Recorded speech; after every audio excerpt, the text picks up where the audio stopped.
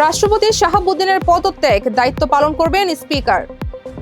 রাজধানীতে জ্বলছে না রান্নার চুলা, সিএনজি চালিত যানবাহনে ভোগান্তি। দেশ জুড়ে আরও 5 দিন বৃষ্টিপাতের পূর্বাভাস, 3 বিভাগে ভারী বর্ষণের শঙ্কা। দেশের ইতিহাসে প্রথমবারের মতো বালির উপর রোপণ করা হচ্ছে ঘাস, ভারী বর্ষণে 10 মিনিটের মধ্যে খেলার উপযোগী হবে মাঠ। বাংলাদেশ সহ বিশ্বের 60টি দেশে পণ্যের উপর নতুন শুল্ক আরোপ করছে ট্রাম্প।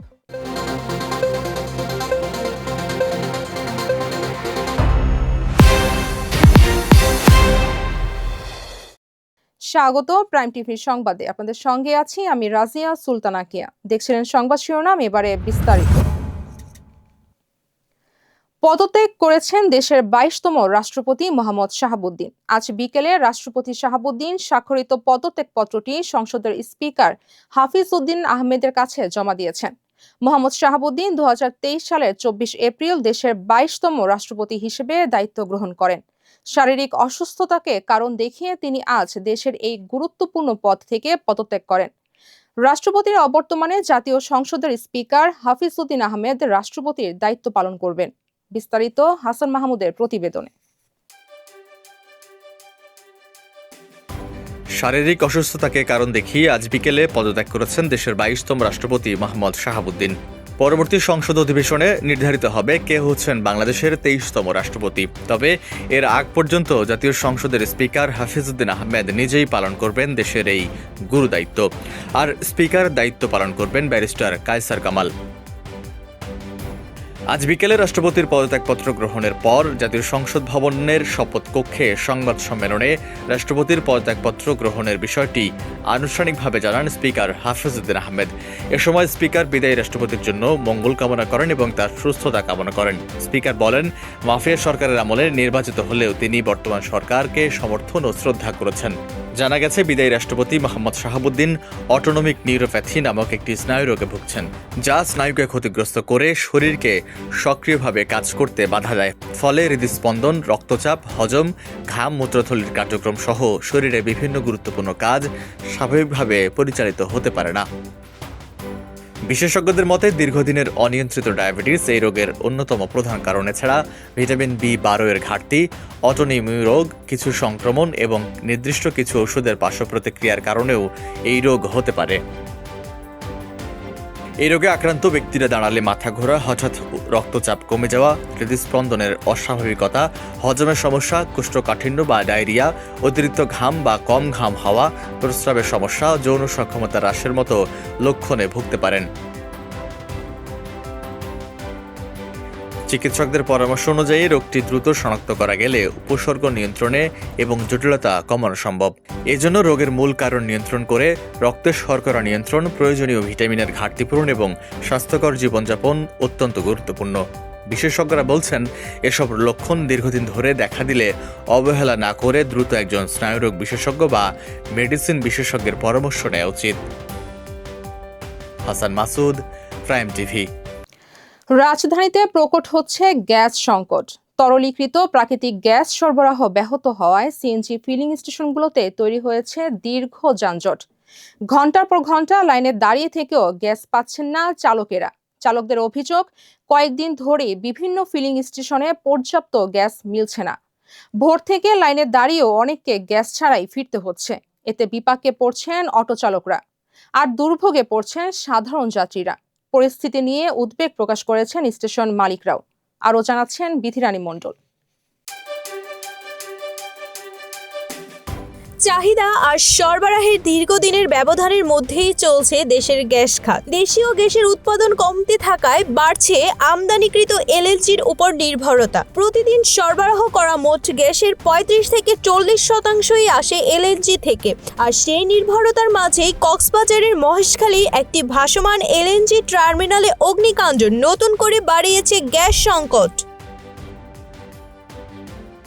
পেট্রোবাংলার তথ্য বলছে, দেশে দৈনিক গ্যাসের চাহিদা প্রায় 380 কোটি ঘনফুট। সংকট সামাল দিতে প্রয়োজন অত্যন্ত 300 কোটি ঘনফুট। তবে টার্মিনাল দুর্ঘটনার পর সরবরাহ নেমে এসেছে মাত্র 220 কোটি ঘনফুটে। এলএনজি থেকে দৈনিক 105 কোটি ঘনফুট গ্যাস মিললেও এখন পাওয়া যাচ্ছে প্রায় অর্ধেক। এর প্রভাব পড়েছে রাজধানী সহ দেশের বিভিন্ন এলাকায়। অনেকের বাসায় চুলা জ্বলছে না। সিএনজি স্টেশনগুলোতে দীর্ঘ লাইন, ঘন্টার পর ঘন্টা অপেক্ষা করছে চালকেরা। গ্যাসের স্বল্প চাপে উৎপাদন ব্যাহত হচ্ছে শিল্প কলকারখানাতেও। তিতাস গ্যাস জানিয়েছে তাদের দৈনিক প্রয়োজন 170 কোটি ঘনফুট হলেও বর্তমানে সরবরাহ মিলছে মাত্র 120 কোটি ঘনফুট। অন্যদিকে বিদ্যুৎ উৎপাদনেও গ্যাস সরবরাহ কমে যাওয়ায় গ্যাস ভিত্তিক বিদ্যুৎ উৎপাদন নেমে এসেছে প্রায় 4000 মেগাওয়াটে। সরকার বলছে এলএনজির ঘাটতি নয়, টার্মিনালের দুর্ঘটনার কারণেই এই সংকট। ক্ষতিগ্রস্ত টার্মিনাল দ্রুত সচল করতে দেশি বিদেশি বিশেষজ্ঞরা কাজ করছে। তবে জ্বালানি বিশেষজ্ঞদের মতে দেশীয় গ্যাস উৎপাদন না বাড়িয়ে আমদানি নির্ভরতা কমানো সম্ভব নয়। আর সেই বাস্তবতায় টার্মিনাল সচল হলেও গ্যাস সংকট থেকে দ্রুত মুক্তির সম্ভাবনা খুব বেশি নেই। বিথিরানী মণ্ডল, প্রাইম টিভি, ডেস্ক রিপোর্ট। দেশ জুড়ে আরো 5 দিন বৃষ্টিপাতের প্রবণতা অব্যাহত থাকতে পারে বলে জানিয়েছে বাংলাদেশ আবহাওয়া অধিদপ্তর। মঙ্গলবার পর্যন্ত দেওয়া পূর্বাভাসে বলা হয়েছে, খুলনা, বরিশাল ও চট্টগ্রাম বিভাগের কোথাও কোথাও ভারী থেকে অতি ভারী বৃষ্টির সম্ভাবনা রয়েছে। এছাড়া ঢাকা, রাজশাহী, রংপুর, ময়মনসিংহ ও সিলেট সহ দেশের বিভিন্ন অঞ্চলেও দমকা হাওয়া সহ হালকা থেকে মাঝারি ধরনের বৃষ্টি কিংবা বজ্রসহ বৃষ্টি হতে পারে। 25 থেকে 28 জুলাই পর্যন্ত দেশের অধিকাংশ এলাকায় একই ধরনের আবহাওয়া বিরাজ করতে পারে। কোথাও কোথাও মাঝারি থেকে ভারী বর্ষণের আশঙ্কা রয়েছে। আবহাওয়া অধিদপ্তর জানিয়েছে, এ সময় সারা দেশে দিন ও রাতের তাপমাত্রা প্রায় অপরিবর্তিত থাকতে পারে, যদিও শনিবার তাপমাত্রা সামান্য বাড়তে পারে। এদিকে গত 24 ঘন্টায় দেশের সর্বোচ্চ 83 মিলিমিটার বৃষ্টিপাত রেকর্ড করা হয়েছে কক্সবাজার। একই সময়ে সর্বোচ্চ তাপমাত্রা রেকর্ড হয়েছে সৈয়দপুরে 34.3 ডিগ্রি সেলসিয়াস এবং সর্বনিম্ন তাপমাত্রা ছিল সিলেটে 23.5 ডিগ্রি সেলসিয়াস। জুলাই গণ আন্দোলনের অন্যতম আলোচিত দিন 24 জুলাই।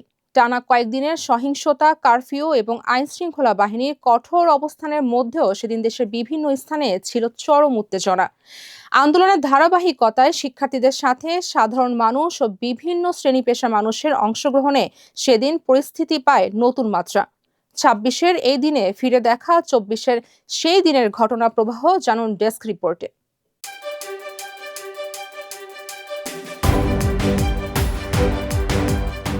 2024 সালের 24শে জুলাই দেশ জুড়ে কারফিউ কার্যকর থাকলেও পুরোপুরি থামেনি আন্দোলনের উত্তাপ। রাজধানী ঢাকা ছাড়াও চট্টগ্রাম, রাজশাহী, খুলনা, সিলেট, রংপুর, বরিশাল সহ বিভিন্ন জেলায় বিক্ষিপ্তভাবে বিক্ষোভ, ধাওয়া পাল্টা ধাওয়া এবং আইনশৃঙ্খলা বাহিনীর টহল অব্যাহত ছিল। রাজধানীর বিভিন্ন গুরুত্বপূর্ণ সড়কে সেনাবাহিনী, বিজিবি, পুলিশ ও র্যাবের সদস্যদের অবস্থান ছিল চোখে পড়ার মতো। প্রয়োজন ছাড়া কাউকে বাইরে বের হতে নিরুৎসাহিত করা হয়। অনেক এলাকায় দোকানপাট বন্ধ থাকায় জনজীবন প্রায় স্থবির হয়ে পড়ে। এদিকে আন্দোলন ঘিরে নিহত ও আহতদের প্রকৃত সংখ্যা, গ্রেপ্তার এবং বিভিন্ন ঘটনার তদন্ত নিয়ে দেশজুড়ে আলোচনা চলতে থাকে। মানবাধিকার সংগঠনগুলো ঘটনাগুলোর নিরপেক্ষ তদন্তের দাবি জানায়। একই সঙ্গে রাজনৈতিক দলগুলো নিজ নিজ অবস্থান থেকে বিবৃতি দিতে থাকে। সামাজিক যোগাযোগ মাধ্যমে আন্দোলন সংশ্লিষ্ট নানা ছবি, ভিডিও ও তথ্য দ্রুত ছড়িয়ে পড়লে যাচাই বাছাই ছাড়া গুজবে বিভ্রান্ত না হওয়ার আহ্বান জানান সংশ্লিষ্ট কর্তৃপক্ষ। জুলাই 24 ছিল এমন একটি দিন যখন কারফিউ, কঠোর নিরাপত্তা ব্যবস্থা এবং রাজনৈতিক অনিশ্চয়তার মধ্যেও দেশের পরিস্থিতি ছিল অত্যন্ত উত্তপ্ত। পরবর্তী ঘটনা প্রবাহে এই সময়কাল বাংলাদেশের সাম্প্রতিক রাজনৈতিক ইতিহাসে একটি গুরুত্বপূর্ণ অধ্যায় হিসেবে। জুলাই 24 ছিল এমন একটি দিন যখন কারফিউ, কঠোর নিরাপত্তা ব্যবস্থা এবং রাজনৈতিক অনিশ্চয়তার মধ্যেও দেশের পরিস্থিতি ছিল অত্যন্ত উত্তপ্ত। পরবর্তী ঘটনা প্রবাহে এই সময়কাল বাংলাদেশের সাম্প্রতিক রাজনৈতিক ইতিহাসে একটি গুরুত্বপূর্ণ অধ্যায় হিসেবে স্থান করে নেয়। Hasan Masud, prime television, desk report. এবারে আন্তর্জাতিক প্রসঙ্গ। বাংলাদেশ সহ বিশ্বের 60টি দেশের পণ্যের উপর নতুন শুল্ক আরোপ করেছে ট্রাম্প প্রশাসন। শুক্রবার থেকে কার্যকর হওয়া এই সিদ্ধান্তে দেশ বেঁধে 10 থেকে 12.5% পর্যন্ত শুল্ক বসানো হবে। নতুন নীতির আওতায় থাকা বাংলাদেশ, ভারত, পাকিস্তান, শ্রীলঙ্কা, যুক্তরাজ্য, কানাডা, মালয়েশিয়া ও মেক্সিকোর পণ্যে 10% শুল্ক আরোপ করা হয়েছে। চীন সহ আরও ৩৮টি দেশের পণ্যে শুল্ক হবে 12.৫%। ট্রাম্প প্রশাসনের দাবি, বাধ্যতামূলক শ্রম নিষেধের আইন কঠোরভাবে বাস্তবায়ন নিশ্চিত করতেই এই পদক্ষেপ নেওয়া হয়েছে। তবে কয়েকটি দেশই ইতিমধ্যে এই সিদ্ধান্ত সমালোচনা করেছে। বিশ্লেষকদের মতে, মানবাধিকার ইস্যুর পাশাপাশি এটি যুক্তরাষ্ট্রের দীর্ঘমেয়াদী বাণিজ্য কৌশলের অংশ। এবারে খেলার খবর। দেশের ইতিহাসে প্রথমবারের মতো জাতীয় স্টেডিয়ামের মাঠে মাটির বদলে বালির উপর রোপণ করা হয়েছে ঘাস। আধুনিক এ প্রযুক্তিতে বাড়বে মাঠের স্থায়িত্ব, উন্নত হবে পানি নিষ্কাশন ব্যবস্থাও। এরই মধ্যে শেষ পর্যায়ে এর সংস্কার কাজ। এ বিষয়ে বিস্তারিত জানাচ্ছেন মুস্তাফিজুর রহমান। ধীরে ধীরে সবুজে মন নিচ্ছে জাতীয় স্টেডিয়াম। 1 এপ্রিল শুরু হওয়া মাঠ সংস্কারের কাজ এখন শেষ পর্যায়ে। ঠিকাদারি প্রতিষ্ঠান মেটাফোর স্পোর্টসের হাতে এখনও রয়েছে 3 সপ্তাহের বেশি সময়। স্টেডিয়ামের ঘাস আরও ঘন ও শক্ত হতে সময় লাগবে আরও 15 থেকে 20 দিন। তবে কর্তৃপক্ষ বলছে, হাতে থাকা সময়ের মধ্যেই মাঠ পুরোপুরি খেলার উপযোগী হয়ে উঠবে। এবারের সংস্কারে এসেছে বড় পরিবর্তন। দেশের ইতিহাসে প্রথমবার স্টেডিয়ামের মাঠে মাটির পরিবর্তে বালির উপর রোপণ করা হচ্ছে ঘাস। এতে দ্রুত পানি নিষ্কাশন, উন্নত ড্রেনেজ এবং দীর্ঘস্থায়ী খেলার উপযোগী মাঠ নিশ্চিত হবে বলে আশা সংশ্লিষ্টদের। মেটাফোর স্পোর্টসের হেড অফ অপারেশন ইঞ্জিনিয়ার শাখাত হোসেনের দাবি, ভারী বৃষ্টিতে চারপাশে জলাবদ্ধতা হলেও বৃষ্টি থামার মাত্র 10 মিনিট পর এই মাঠে পানি খুঁজে পাওয়া যাবে না। চলতি বছরে এখনও জাতীয় স্টেডিয়ামে মাঠে গড়ায়নি কোনো ম্যাচ। তবে নভেম্বরে সাফ চ্যাম্পিয়নশিপের আগে বহুজাতিক একটি টুর্নামেন্ট আয়োজনের পরিকল্পনা করছে বাংলাদেশ ফুটবল ফেডারেশন। বাফুফের গ্রাউন্ডস কমিটির চেয়ারম্যান ইকবাল হোসেন বলেন, কোনো ভুল ত্রুটি থাকলে সাফ চ্যাম্পিয়নশিপের আগেই তা সংশোধন করতে চাই। আধুনিক প্রযুক্তিতে নির্মিত নতুন মাঠের মান ধরে রাখতে পরিচর্যাতেও থাকবে সর্বোচ্চ গুরুত্ব, যাতে আন্তর্জাতিক মানের এই ভেন্যু দীর্ঘদিন ধরে দেশের ফুটবলের অন্যতম প্রধান ঠিকানা হয়ে ওঠে। Mustafizur Rahman, prime TV. এ ছিল প্রাইম টিভির সংবাদে। এতক্ষণ সঙ্গে থাকার জন্য ধন্যবাদ সবাইকে।